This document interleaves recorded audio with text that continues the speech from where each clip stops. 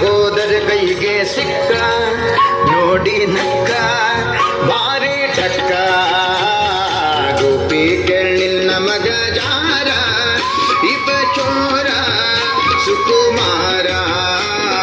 ಗೋಪಿ ಕೇಳಿಲ್ಲ ಮಗ ಜಾರ ಇವ ಚೋರ ಸುಕುಮಾರ